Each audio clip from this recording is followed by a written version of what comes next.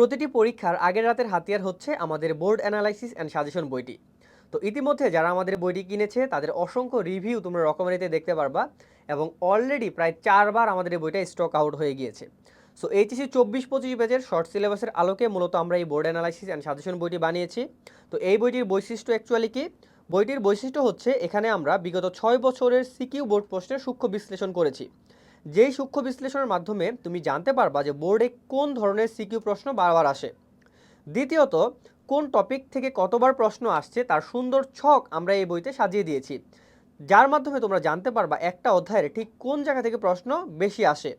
তৃতীয়ত, আমাদের এই বইটিতে পাবা সর্বাধিক টাইপের সমন্বয় বোর্ড প্রশ্ন ব্যাংক। বাজারে যে টেস্ট পেপারগুলো তোমরা সলভ করো সেখানে কিন্তু টাইপ ওয়াইজ বোর্ড প্রশ্নগুলো থাকে না, আমাদের এই বইতে টাইপ ওয়াইজ বোর্ড প্রশ্ন থাকে। টাইপ ওয়াইজ বোর্ড প্রশ্ন থাকার সুবিধা হচ্ছে যে একই টাইপের 1-2টা প্রশ্ন সলভ করলে বাকিগুলো সলভ করতে হয় না, এজন্য দ্রুত সময়ে তুমি যে কোনো অধ্যায় রিভিশন দিতে পারবা। এই ছিল ওভারঅল বৈশিষ্ট্য। এবার চলো বইয়ের ভিতরে গিয়ে আমরা দেখি যে অ্যাকচুয়ালি বইটা আমরা কীভাবে সাজিয়েছি। এখানে তাপগতিবিদ্যা চ্যাপ্টারের অ্যানালাইসিস অ্যান্ড সাজেশন তোমাদেরকে দেখাচ্ছি। বিগত 6 বছরের বোর্ড প্রশ্ন অ্যানালাইসিস করে আমরা দেখেছি টোটাল এই 8টা টপিক থেকে বোর্ডে তাপগতিবিদ্যা চ্যাপ্টার থেকে প্রশ্ন এসেছিল। তো এই ছকের মাধ্যমে তুমি বুঝতে পারবা যে কোন টপিক থেকে অ্যাকচুয়ালি কতবার প্রশ্ন আসে। যেমন কার্নো ইঞ্জিন টপিক 6, এখান থেকে 42বার প্রশ্ন আসছে। তো এরকম এই ছক দেখে তুমি অ্যাকচুয়ালি বুঝতে পারবা কোন টপিক থেকে কতবার প্রশ্ন আসছে, এবং এটাকে আমরা বলতেছি বোর্ড অ্যানালাইসিস। দ্বিতীয়ত ভাই, সাজেশনটা কীভাবে হইলো? এই যে ভাই দেখো, কার্নো ইঞ্জিন থেকে 42বার প্রশ্ন আসছে। এখন এইটা যে অনেক বেশি ইম্পর্টেন্ট টপিক, এটা কি তোমাকে আর বলে দিতে হবে? হবে না। এর পরবর্তী ইম্পর্টেন্ট টপিক যে তাপগতিবিদ্যার প্রথম সূত্রের ব্যবহার, যেখান থেকে 22বার প্রশ্ন আসছে, এটা কি তোমাকে আর বলে দিতে হবে? হবে না। বাজারের অন্যান্য সাজেশন বইতে কি থাকে? টপিক 2 বেশি ইম্পর্টেন্ট, টপিক 6 বেশি ইম্পর্টেন্ট, শুধু এটা দেওয়া থাকে। আমরা তোমাকে একদম অ্যানালাইসিস দেখাচ্ছি ভাই। টপিক 6 ইম্পর্টেন্ট কেন? কারণ এখান থেকে 42বার প্রশ্ন আসছে। শুধু তাই না, বাজারের অন্যান্য বইতে তোমরা শুধু টপিক কোনটা ইম্পর্টেন্ট সেটা পাবা, আমাদের বইতে পাবা যে ভাই 6 নাম্বার যে টপিক কার্নো ইঞ্জিন, এটাতে অনেক বেশি ইম্পর্টেন্ট। এই টপিক থেকে অ্যাকচুয়ালি কোন 5 ধরনের প্রশ্ন সচরাচর হয়ে থাকে সেটা কিন্তু আমাদের এই বই থেকে জানতে পারবা। এন্ট্রপি থেকে কোন 3 ধরনের প্রশ্ন হয় সেটা তুমি জানতে পারবা। রেফ্রিজারেটর থেকে কোন 3 ধরনের প্রশ্ন হয় জানতে পারবা। সো তোমরা বুঝতে পারছো যে আমাদের এই বইয়ের যে অ্যানালাইসিস ছক, এটা দেখে তুমি কোন টপিক বেশি ইম্পর্টেন্ট সেটা তো জানতে পারবাই, সেই সাথে কোন টপিক থেকে কোন টাইপের প্রশ্ন হয় সেটাও তুমি জানতে পারবা। এর পরবর্তীতে আমরা কি বলেছিলাম যে আমাদের বইটা টাইপ ওয়াইজ একটা বোর্ড প্রশ্ন। তুমি এখানে দেখো টপিক 2 থেকে যে 22টা প্রশ্ন আসছে, এই 22টা প্রশ্ন আসলে দেখতে কেমন সেটা পরের পেজগুলোতে গেলেই তুমি পাবা টাইপ ওয়াইজ প্রশ্ন। যেমন দেখো এখানে টাইপ 3 থেকে যে প্রশ্নগুলো আসছে খুব সুন্দর করে আমরা সাজিয়ে দিয়েছি। পরের পেজগুলোতে তুমি দেখবা যে আমাদের অ্যানালাইসিস ছকে যে টপিক এবং টাইপ ছিল, সেই টপিক এবং টাইপ ওয়াইজ বোর্ড প্রশ্নগুলো আমরা এই বইতে খুব সুন্দর করে সাজিয়ে দিয়েছি। তোমরা টাইপ ওয়াইজ বোর্ড প্রশ্নগুলো এই বই থেকে প্র্যাকটিস করবা। প্র্যাকটিস করতে গিয়ে শর্ট উত্তরের মাধ্যমে তুমি মিলাই নিতে পারবা।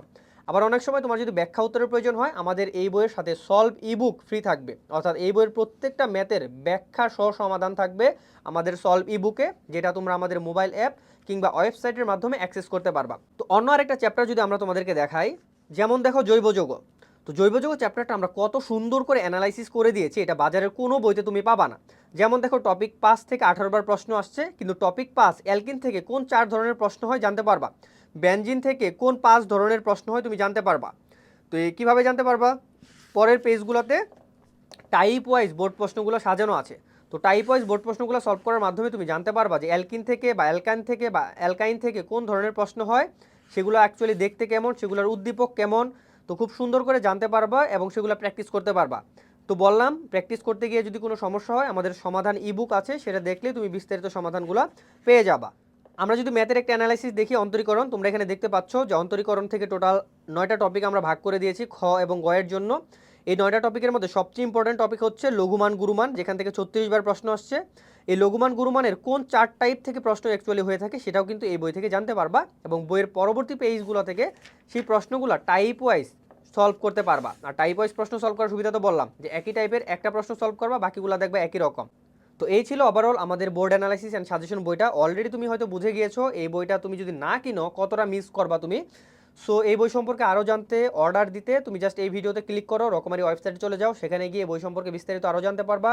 এবং ইতিমধ্যে যারা আমাদের বই অর্ডার করে রিভিউ দিয়েছে তাদের রিভিউগুলোও রকমারিতে দেখতে পারবা।